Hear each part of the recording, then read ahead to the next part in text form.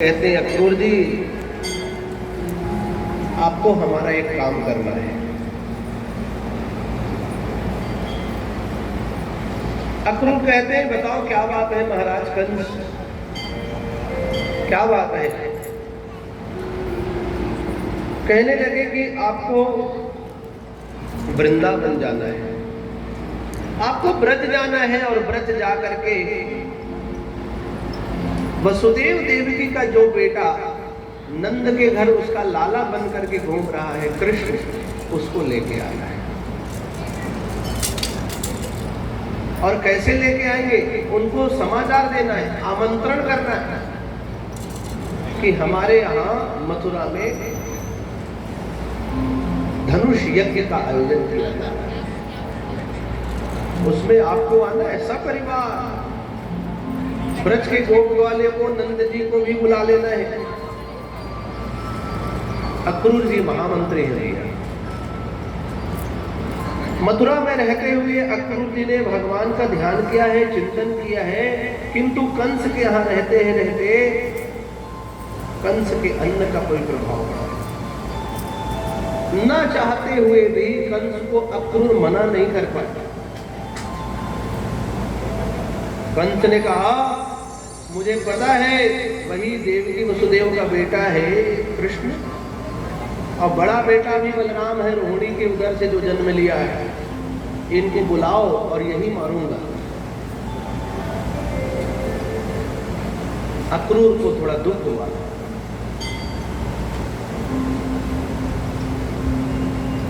ये निमंत्रण दे रहा है, अपने भांजों को बुला रहा है, किंतु इसका विचार क्या, इनको मारना, हिंसा करना है। मन में बात आई किंतु मना नहीं कर पाए। अक्रूर जी सोचते सोचते हे भगवान, मुझसे बड़ा अपराध होने जा रहा है। ब्रज में पहुंच गए। अक्रूर जी को देख करके नंद आदि जितने भी ग्वाल बाल थे वो सब अभ्यागत स्वागत किए। अरे हमारे घर अतिथि आए हैं, अभिनंदन है। सुंदर सम्मान किया गया। भगवान श्री कृष्ण बलराम पहुंच गए। काका जी आप आए हैं। अक्रूर उनको देख करके प्रेमाश्रु से गदगद हो गए, आंखों से आंसू बहने लगा कि आओ आओ, कितने सुंदर कुमार है ये बलराम, ये कृष्ण कितना सुंदर है, दिव्य स्वरूप है। इन छोटे छोटे नन्हे नन्हे बालकों को कंस मारना चाहता है। मन में विचार आया। भगवान श्री कृष्ण तो सर्वज्ञ हैं, सब कुछ जानने वाले, सब समझ गए।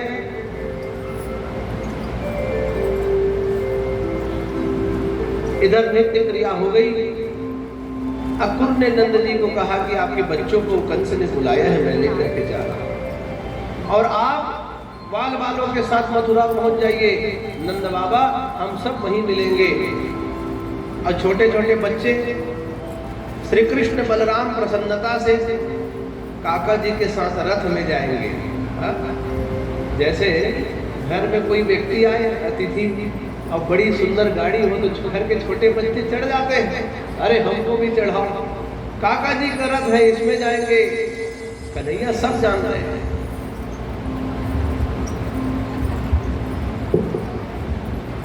अक्रूर जी भी मन से दुखी है, किंतु परमात्मा के तत्व को नहीं जान पा रहे। कन्हैया कौन है ये नहीं जान रहे अक्रूर। और रथ में बैठा करके मथुरा ले जाने लगे। भैया रथ चलते चलते बढ़िया सायंकाल हो गया। सायंकालीन बेला संधि का काल आया। अक्रूर जी का नियम क्या था कि दोनों संध्या काल में गायत्री जप करते थे। बढ़िया प्रेम से बोलो श्री राधे। संध्योपासन कर्म करना एक द्विजों के लिए परम आवश्यक माना गया है। जप करना बहुत आवश्यक है। भगवान श्री कृष्ण जी कहे कि काका जी यमुना का पवित्र जल है, यहाँ थोड़ा ठहर जाओ, हम भी स्नान आदि करके पूजन करेंगे फिर चलते हैं। अब बढ़िया यमुना के तट में रथ रोक दिए। पहले अक्रूर स्नान किए, कन्हैया बलराम को कहे कि मेरे आगे तक रथ में बैठे रहना, मैं पहले पूजन करके आ रहा हूं। अक्रूर जी जब स्नान करने के लिए यमुना के जल के भीतर गए, एक बार डुबकी लगाई तो बहुत बढ़िया, सब कुछ ठीक था। दूसरी डुबकी में लगाई तो क्या देखे कि रथ में जो कन्हैया और बलराम बैठे हैं वो ये पानी के अंदर दिख रहे हैं। अरे यमुना के भीतर क्या कर रहे हैं? फिर बाहर निकल के देखा तो रथ में बैठे हैं। अक्रूर को लगने लगा कि ये मेरा भ्रम है, बार बार देख रहा हूँ और उन्हीं के बारे में सोच रहा हूँ, इसलिए ऐसा हो सकता है। फिर से डुबकी लगाया तो फिर भगवान को देखे, बाहर निकल के देखा रथ में बैठे देखे। तीसरी डुबकी लगाई, जब तीसरा डुबकी लगाया तो क्या देखा? एक विशालकाय शेष भगवान विष्णु को, विष्णु की सैया बन करके बैठा है और भगवान नारायण उस पर ओढ़े हुए। समझ नहीं पाए, थोड़ा सा बाहर निकले, भगवान की वो लीला नहीं समझ पाए। जब पुनः पांचवी डुबकी लगाई तो उस डुबकी में भगवान श्री कृष्ण बलराम के छवि को देखा और देखते ही श्री कृष्ण को नारायण के समान और बलराम को शेष के अवतार के रूप में देखा। बोलो यज्ञ नारायण भगवान की। भगवान मधुसूदन यमुना के जल में मुस्कुराने लगे। सुंदर आनंद पूर्वक, प्रसन्नता पूर्वक उनको आश्वस्त किया भगवान ने। अक्रूर जी को अब समझ आ गया कि कोई सामान्य बालक नहीं है, जिन्हें मैं नंद का छोरा समझ रहा था, कंस का भांजा समझ रहा था, ये कोई सामान्य बच्चे नहीं है, ये तो साक्षात नारायण है। और इनको कोई मार सकता है क्या? जो मन में भ्रम था कि छोटे छोटे बच्चों की हिंसा करेगा कंस, वो भ्रम जाता रहा। यमुना के जल से निकल के दौड़ के आए और रथ में सवार श्री कृष्ण बलराम के चरणों में गिर पड़े। हे मधुसूदन, मैं आपको पहचान गया। सकृदेव प्रपन्नाय तवास्मीति च याचते अभयम सर्वभूतेभ्यो ददाम्येतत् व्रतम्। कन्हैया, मैं आपको जान गया, आप ही नारायण हैं। चाचा जी अब चले? अक्रूर जी को कहा, चलने लगे। बहुत प्रसन्न है अक्रूर। मथुरा की सीमा के पहुंचने के पहले ही भगवान मधुसूदन कन्हैया ने कहा, काका भैया दाऊ और मेरी इच्छा है कि हम मथुरा नगर को देखेंगे।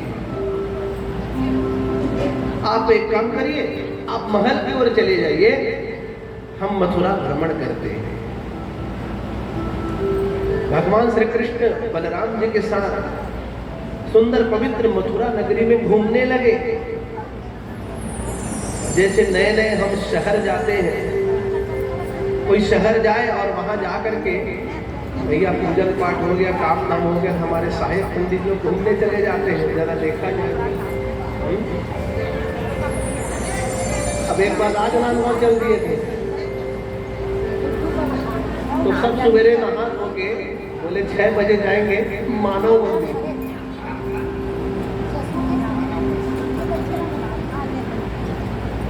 सवेरे 6 बजे और नारियल अगरबत्ती धर के, नारियल अगरबत्ती धर के सब मानव मंदिर चल दिए। राजनांदगांव में है। अब 9 बजे तक घूम के आए,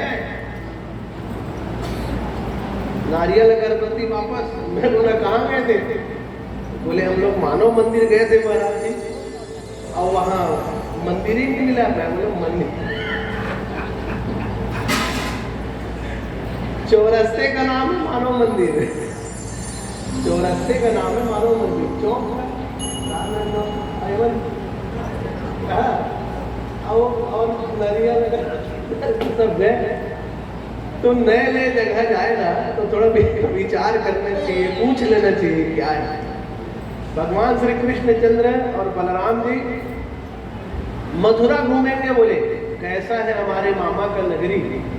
देखे भगवान श्री कृष्ण बलराम दोनों आनंद से घूम रहे हैं और मथुरावासी गोपवाली ने सब घर की छत की अटारी पर से फूल बरसा रहे। अरे हमार भांचा है रे। देखो गांव में एक परंपरा भी है, कभी एक जन के भांचा है ना तो गांव भांचा के, और डॉक्टर साहब आपके गांव पहुंचे रहे, गांव दामाद के ही है नहीं भाई, एक परंपरा है गांव में। कौन है हमारा दामाद है, वो नहीं जाने तेरे दामाद के ही। एक बार घर घूम के आइए, आनंद आएगा। बोल बाकी भी आएंगे भांचा है करके सुंदर पुष्प वर्षा होने लगी मथुरा में। अब भगवान श्री कृष्ण बलराम देख रहे अटारियों में सब लोग स्वागत कर रहे थे। अब बढ़िया सत्कार हुआ भगवान का, नगर भ्रमण कर रहे हैं भगवान। अरे वाह कितना सुंदर मणिमय नगर है, यहाँ के वासी भी कितने अच्छे हैं। तो आपस में चर्चा हुई। मथुरा क्या है? ये शाश्वत पुरी है भैया मथुरा। अयोध्या मथुरा माया, काशी कांची अवंतिका, पुरी द्वारावती चैव सप्तैते मोक्षदायिका। ये 7 पुरियां मुक्ति को देने वाली है। अयोध्या, मथुरा, माया कहते हैं हरिद्वार को, काशी, कांची दक्षिण भारत की ओर जाए विष्णु कांची, शिवा कांची, कांचीपुरम, अवंतिका उज्जैन, जगन्नाथ धाम, द्वारकापुरी, सप्तैते मोक्षदायिका। ये 7 मुक्ति को देने वाली। और आज का नया नहीं है मथुरा। जब से परमात्मा श्री हरि की कृपा से ब्रह्म देवता ने सृष्टि की रचना की, तब से मथुरा का निर्माण हुआ है। ध्रुव महाराज मधुवन में तपस्या की मथुरा में। कौन सा युग चल रहा था? कृतयुग। कृतयुग की बात। भगवान श्री कृष्ण मथुरा दर्शन किए, सुंदर बढ़िया उनका स्वागत सत्कार हुआ। उनको मार्ग में एक धोबी मिल गया जो कंस के वस्त्र तैयार करता था। उनके कपड़ों को धो करके ले जाता था कंस महाराज के लिए। रास्ते में दिख गए, कन्हैया कहने लगे भैया कहे तो रुक तो, इतना सुंदर सुंदर ये कपड़े किसके लिए ले जा रहे हो? रजब कहने लगा कि ये हमारे महाराज कंस के लिए है। भगवान देखो कैसे लीला कर रहे हैं, ये कपड़े मुझे दे दो, हम लोग को पहना दो कपड़े। तो रजब कहते हैं तुम लोग गैया चरैया छेना छुपैया आदमी है, पहाड़ में कंदरम रहने वाले, एक जब धोती पहन दो उसका काफी, ये कपड़ा उपड़ा नहीं है, सब भगो यहाँ से। और रजब भगवान के साथ क्रोधा गए शोक वार्ता करने लगे। भगवान कुपित हुए, मन ही मन सोच रहे तेरे कारण भगवती जगदम्बिका को छोड़ना पड़ा है, तो इस समय तो तुझे हम दंड नहीं देंगे। एक तमाचा लगाया, अब रजब का सिर धड़ से अलग हो गया, कल्याण हो गया। और जितना कपड़ा था कंस महाराज का, वो सब कपड़ा को भगवान लोग अपना अपना पहन ले। छोटे बच्चे बड़ों कपड़ा पहन लेते हैं। डॉक्टर साहब ये आपका बालक बड़ा हो जाएगा, देखना आपके कपड़ा उपड़ा सब डाल देगा अपने हाथ को। अब बड़े बड़े कपड़ा, हाथ में बाहिर कुर्ता है, तो कैसे करे जाए? भगवान कृष्ण और बलराम जी लीला कर रहे हैं और पैजामा पहनेगा। आजकल तो उठे उठे पैजामा का पहचान जाते हैं, बोले अमन भले भले पहन। हाथ बाहर हो गया कुर्ते से। तो जब आगे चलते गए, भागवत में वर्णन आया है, ततस्तु वायकः प्रीतस्तयोर्वेशम कल्पयत् विचित्र वर्णैश्चेदार कल्पने अनुरूपतः। जब भगवान के कपड़े बड़े बड़े हो गए, आगे भगवान चलने लगे, तो दौड़ करके एक देवांगन भाई पहुंच गए वहां। हाँ, उन्होंने कपड़े को ठीक कर दिया। धरती का वर्णन है, बोले कपड़े को ठीक किया, और भगवान श्री कृष्ण ने आशीर्वाद दिया कि जब तक तुम और तुम्हारे वंशधर धरती में रहोगे, सुखी रहोगे, और मरने के बाद वैकुंठ जाओगे। बोलो यज्ञ नारायण भगवान की वर्णन आया। अब उनका सुंदर बढ़िया व्यवस्थित कपड़ा, आनंददायक राजवेशधारी भगवान हो गए, सुंदर सुंदर कपड़े पहन करके चलने लगे। ततः सुदाम्नो भवनम मालाकारस्य जगमतो। भगवान श्री कृष्ण ने सुदामा नाम के एक माली पर कृपा की। सुदामा माली के बनाए हुए माला को जो कंस पहनता था, भगवान श्री कृष्ण स्वयं अपने गले में डाल करके उसको धन्य किए। देखिए, भगवान का जो जन्म होता है, प्रत्येक व्यक्ति जिन्हें हम पिछड़ा मानते हैं, उन सबको भगवान ने धन्य किया है। प्रेम से बोलो श्री राधे। भगवान ने ये देखा कि हम मानव श्रेष्ठ है, कोई अगला कोई पिछड़ा नहीं। भगवान ने हर एक ऐसा व्यक्ति जो अपने आप को समाज से पृथक मानता था, उसे भगवान ने जोड़ा। भगवान ने सुदामा माली पर कृपा की, आगे चलने लगे। अथ व्रजन राजपथेन माधवः। भगवान जब चलने लगे तो एक देवी जो 3 स्थानों से टेढ़ी थी, त्रिवक्रा थी, जिसे वहां के स्थानीय लोग कुब्जा कह के पुकारते थे। देखो रे देखो, कुब्जा जा रही है, चिढ़ाते थे। और डंडे के सहारा लेकर के वो कुब्जा राजपथ पर चल रही है। काम क्या था कुब्जा का? कुब्जा का नाम था चंदन घिसने का। ये चंदन महाराज कंस के लिए घिसती थी, इसका यही काम था। इतना सुंदर चंदन घिसती थी, और केवल कुब्जा के घिसे हुए चंदन को कंस महाराज लगाते थे माथे पे। देखिए बंधुओं, चंदन की महत्ता। चंदन और बंधन व्यक्ति को नम्र बनाते हैं। प्रेम से प्रत्येक भारतीय बंधुओं के, बहनों के माथे पर चंदन और बंधन जरूर होना चाहिए। ये चंदन और बंधन व्यक्ति को नम्र बनाते हैं, महान बनाते हैं। चंदनम बंधते नित्यम पवित्रम पापनाशनम, आपदम हरते नित्यम लक्ष्मीर वसति सर्वदा। ये चंदन लगा एक मंत्र है, एक अर्थ का है, जानो। चंदनम बंधते नित्यम, जिसके माथे पर नित्य चंदन हो, भले रोली लगाओ, कुमकुम लगाओ, चंदन घस के लगाओ, मंदिर के चंदन लगाओ, महाराज मंदिर में लगाते नहीं चंदन। जिसके माथे पर नित्य प्रतिदिन चंदन होता है, चंदनम बंधते नित्यम पवित्रम, वो व्यक्ति को पवित्र करते हैं। पापनाशनम, पाप का नाश करता है। और क्या फायदा उसका? आपदम हरते। आप चंदन लगा के निकलोगे, दुर्घटना हो गई, गाड़ी टूट गया, लेकिन आप बच जाओगे। आपदा विपदा को हरता है, इसलिए माथा में चंदन लगाओ। दुर्घटना होगा, बाल बाल बचोगे। कितना प्रभाव है चंदन का। आपदम हरते नित्यम लक्ष्मी वसति सर्वदा, और जेब हमेशा खनखनाता हुआ रहेगा, लक्ष्मी सदैव साथ में रहेगी। कितने फायदे होंगे? पवित्रता, आपदम, आपदा से निवारण, पापनाशन और लक्ष्मी, 4 फायदे हो गए ना।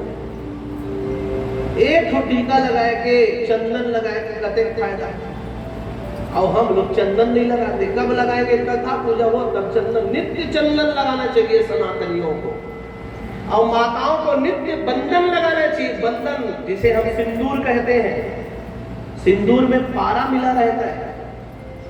जब माताएं बहनें मांग में सिंदूर लगाती है तो वो पारा उनके शरीर में एक रोग प्रतिकारक क्षमता का वर्धन करता है, इसलिए माताएं स्वस्थ रहती है, उनका रोग नहीं रहता।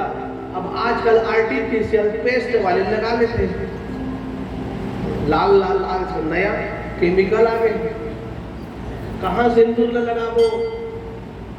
छत्तीसगढ़ में पूजा पाठ देखकर घर होते, तेखरे घर बढ़िया माता महतारी भाई बहनी मन लगाते हैं। ये जितने आर्टिफिशियल है ये सब ऐसे ही है। भारतीय नारियों को पवित्र सिंदूर का मांग भरना चाहिए। चंदनम बंदते नित्यम, तो चंदन और बंधन व्यक्ति को नम्र बनाते हैं। कुब्जा का कार्य है चंदन घिसना। अच्छा, चंदन घिसने का एक विधान है। अपने लिए कभी चंदन नहीं घिसना, एक और बात। अब अभी आप लोग प्रश्न करेंगे, महाराज चंदन लगा कहा था तो अपने मन मत घस कहा था। तो बोले चंदन पहले घिसो, तो घिसते समय क्या बोलो? चित्रकूट के घाट पे भई संतन के भीड़, और तुलसीदास चंदन घिसे तिलक लेकर भोगी। उस चंदन को रघुवीर को अर्पण कर दो। घिसते ही भगवान बाल मुकुंद गोपाल जी तिलक लगा दे, और उसके बाद वो चंदन अपने माथे में लगाओ तो प्रसाद बन जाएगा। हम लोग जो चंदन लगाते हैं, पहले बांके बिहारी हमारे कक्ष में नर्मदेश्वर है, जहां जाते हैं वहां पर भगवान नर्मदेश्वर हमारे साथ जाते हैं। महाराज नर्मदेश्वर को पहले चंदन अर्पण होगा, बांके बिहारी चंदन होगा, प्रसाद जो बच जाए उसको हम लोग लगाते हैं। मंदिर में जाएंगे तो देवस्थान में तो भगवान को लगता ही है। हनुमान जी के मंदिर जाए तो चोला चढ़ाए तो चंदन लगता है, इसलिए चंदन अवश्य लगाए। कुब्जा का काम था चंदन घिसने का। रास्ते में जाने लगी कुब्जा राजपथ पे, 3 स्थानों से टेढ़ी, शरीर कृष्णकाय हो चुका है। और जो 3 स्थानों से टेढ़ी हो उसे कोई सम्मान की दृष्टि से देखेगा क्या? मथुरावासी उसका मजाक उड़ाते थे, उपहास करते थे। भगवान श्री कृष्ण ने देखा, अरे सुंदरी, ओ सुंदरी ठहरो। त्रिवक्ता कुब्जा को लगने लगा कि कौन मुझे सुंदरी पुकार रहा है। आज तक किसी ने मुझे कोई सुंदरी नहीं कहा। एक बार सुना, फिर चलने लगी। फिर से भगवान ने आवाज लगाई, सुंदरी ठहरो। पीछे पलट के देखा तो नील माधव सुंदर, इतना सुंदर वेश धारण किए, कंस महाराज का कपड़ा पहने हुए, राजवेशधारी। अरे तुम कौन हो? मुझे आज तक किसी ने सुंदरी नहीं कहा। तुम कौन हो जो मुझे सुंदरी कह रहे हो? मुझ में क्या सुंदरता दिख रही है? मेरी सारी सुंदरता तो मेरे 3 स्थान के शरीर के टेढ़ेपन ने हर लिया है। मैं कहां से सुंदर हूं?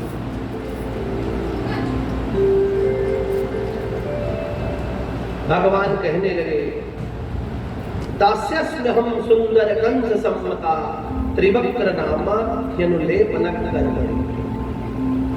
शरीर से भले ही तेरी सुंदरता नहीं हो, किंतु तू चंदन घिसते घिसते परमात्मा का ध्यान करती थी, मैं जानता हूं। कन्हैया कहने लगे कि हे त्रिवक्रा, तेरा मन पवित्र है, तेरा मन स्वच्छ है, साफ है।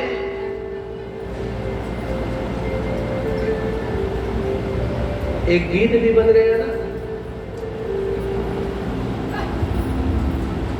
क्या? दिल को देखो चेहरा न देखो, एक गीत था, चेहरों ने आपको बोला। भले ही मेरा शरीर ऐसा है लेकिन मैं तो परमात्मा का ध्यान करती हूँ। कुब्जा मन की बात समझ के बोले, तुम कैसे जानते हो कि मैं चंदन घिसते घिसते भगवान का ध्यान करती हूँ? मैं सब जानता हूँ।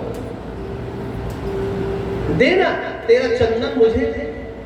अरे इसे तो मैं कंस के लिए ले जा रही थी, किंतु तुमने मुझे सुंदरी कहा है तो मैं अपने हाथों से हे कन्हैया तेरे माथे पर चंदन लगाऊंगी।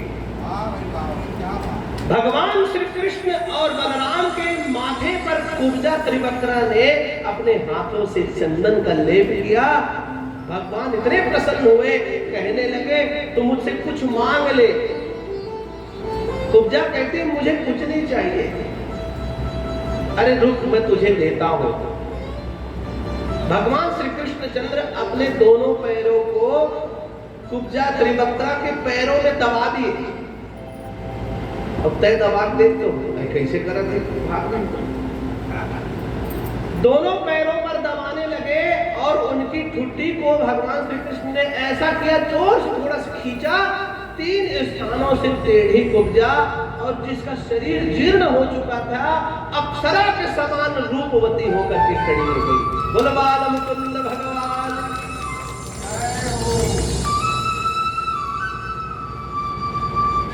भगवान नील माधव की कृपा है, कन्हैया की कृपा है।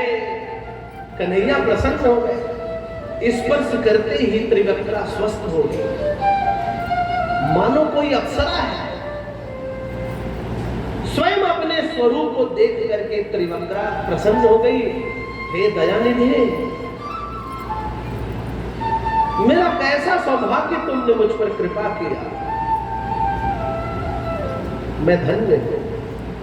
भगवान मुस्कुरा करके चल पड़े। मधुसूदन का कार्य क्या है? भगवान सबको धन्य करते हुए चलते हैं। त्रिवक्रा कहती हे मधुसूदन, हे कन्हैया, क्या है? इतनी कृपा तूने मुझ पर की, एक बार मेरे घर भी आ जाना, मेरे घर कुछ रोटी खा लेना। भगवान कृष्ण चलते चलते कहे मथुरा से जाने के पहले अवश्य आऊंगा। कुब्जा धन्य हो गई बंधु। इधर भगवान श्री कृष्ण बलराम ने पता लगाया कि रंगशाला कहां है, जहां पर विशालकाय धनुष रखा हुआ है। भगवान पहुंच गए रंगशाला में, देखा कि बहुत बड़ा धनुष है, स्वर्ण मंडित धनुष, हीरे जवाहरात उसमें सजे हैं और जितने गोप वाले हैं सब उस धनुष यज्ञ को देखने के लिए उपस्थित हुए। धनुष यज्ञ का आयोजन, कौन महारथी उस धनुष को उठाएगा? देखिए श्री राम अवतार में भी धनुष भंग हुआ था, कृष्णावतार में भी धनुष भंग की लीला है। कंस जानता था इस धनुष को कोई सामान्य नहीं उठाएगा। भगवान ने देखा सब तरफ यादव यादव है, मथुरा वासी है, कंस के पहरेदार सैनिक है। कन्हैया बाल मुकुंद दौड़ते हुए गए और रंगशाला में सभासदों के मध्य में पहुंचे, धनुष को बहुत आसानी से उठाया। सब देखने लगे, जय जयकार करने लगे और प्रत्यंचा को चढ़ाया और 2 भागों में धनुष को तोड़ दिया। बोलो मधुसूदन श्री कृष्णचंद्र भगवान, जय जयकार हो गया। अरे धनुष टूट गया, धनुष टूट गया। इधर कंस के सैनिकों ने देखा कि यही कृष्ण है, यही बलराम है, पकड़ो रे पकड़ो। सैनिकों को भगवान ने मार डाला। अरे तुम क्या मुझे पकड़ोगे? कोई सैनिक दौड़ करके समाचार दे आया कंस महाराज को, महाराज महाराज नंद के लाला श्री कृष्ण ने धनुष को भंग कर दिया, तोड़ दिया।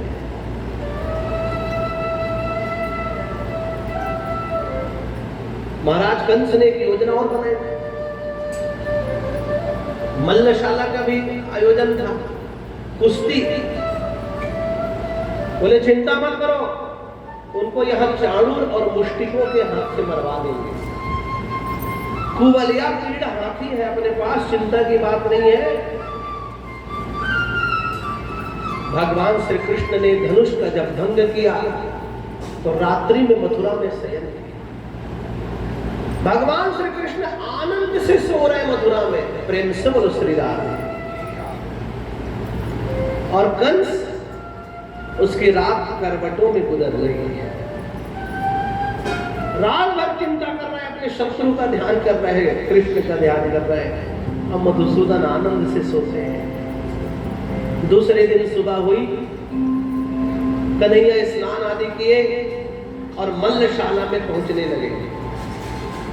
मल्लशाला कैसा था? जैसे कोई विशाल का एक स्टेडियम जो आजकल मिलता है, बहुत बड़ा स्थान मल्लशाला का आयोजन किया गया था।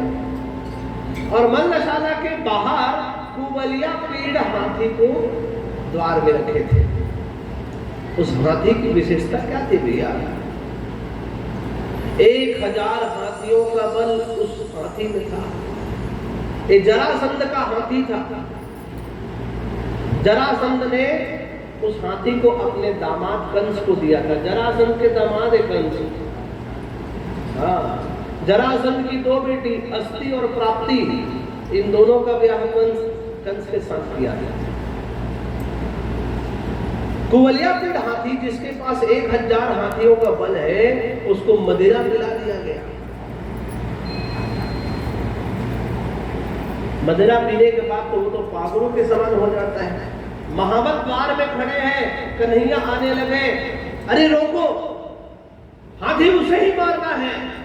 कुवलिया पीड़ समझ गया कि कन्हैया को मुझे मारना है। बहुत प्रयास करने लगे पकड़ने के लिए मधुसूदन को। अपने सूंड पर उठा लेता कन्हैया को। दधी माखन खाने वाले नंद के छोरा उसको ऐसे ही समझ लिए क्या? जैसे ही उठाए फिसल करके नीचे आ जाते। उनका स्वभाव क्या था? पुराना सियारमन, घी अभी भी लगा ही तो हाथ पांव लगा देते। तेल शाम को बाती जलाएंगे, दिया जलाएंगे, तेल लग जाएगा तो आप हम लोग तो कपड़ा खोजते हैं, अरे ला करे हैंड वॉश कर दो किधर। ओमन सियारमन हाथ पांव लगा देते हैं। भगवान श्री कृष्ण का स्वभाव क्या था? माखन खाते थे, दही खाते थे, कहां पोसे जा वो हाथ पांव रगड़ दे।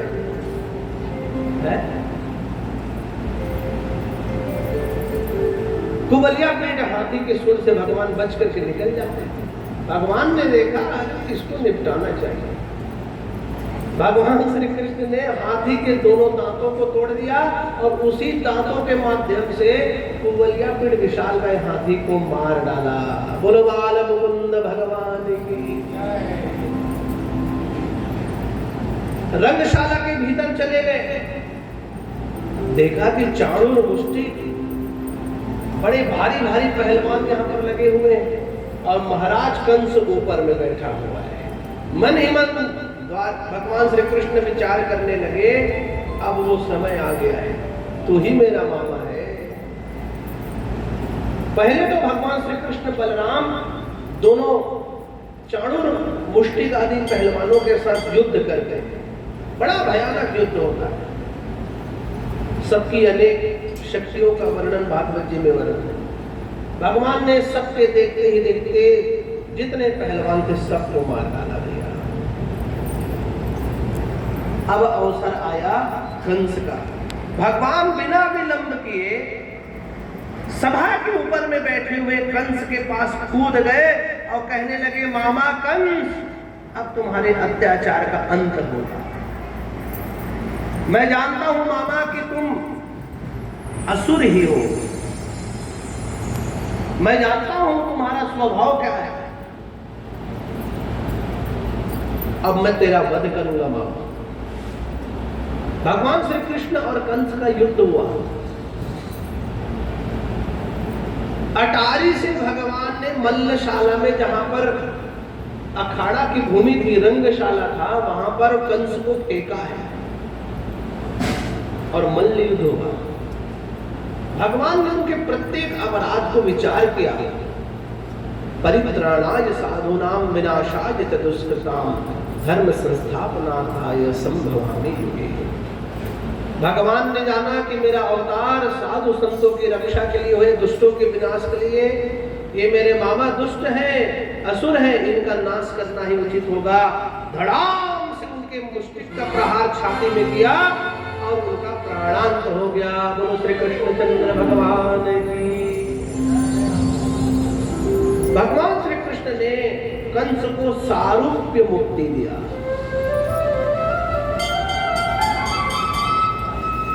सारूप्य मुक्ति। सब तरफ जय जयकार होने लगा, जय हो जय हो, पापी कंस मारा गया। पापी को मारने के लिए उसका पाप ही महाबली हो जाता है। जय जयकार होने लगा भगवान श्री कृष्ण के। और अन्य यादव यूथ सब जुड़ गए। अब कहने लगे कन्हैया तूने इस पापी को मार डाला, बहुत अच्छा किया।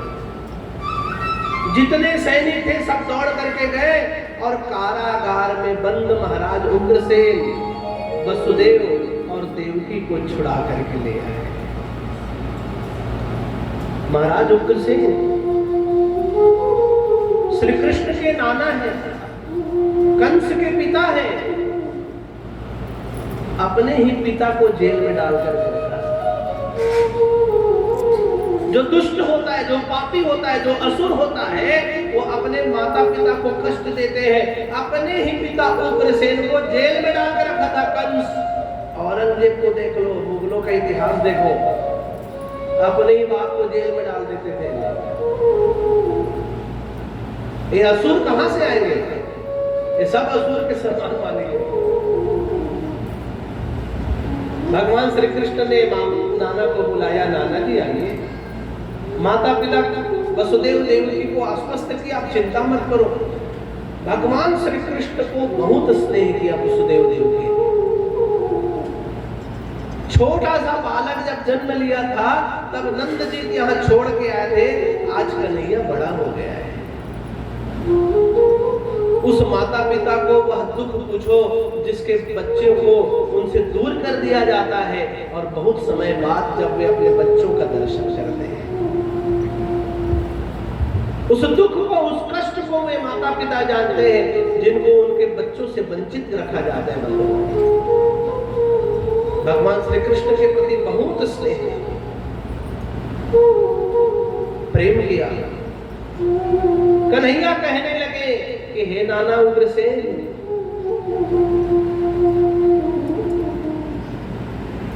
भले ही मैंने अपने मामा कंस को मारा है, नीति कहती है कि जो शत्रु को मार देता है वह राज्य उसका हो जाता है, किंतु नाना जी ये मथुरा कंस के मारने के बाद भी मथुरा का राजा मैं नहीं रहूंगा, इस मथुरा के राजा तो आप ही होंगे। महाराज उग्रसेन को मथुरा का राजा बनाया कन्हैया ने।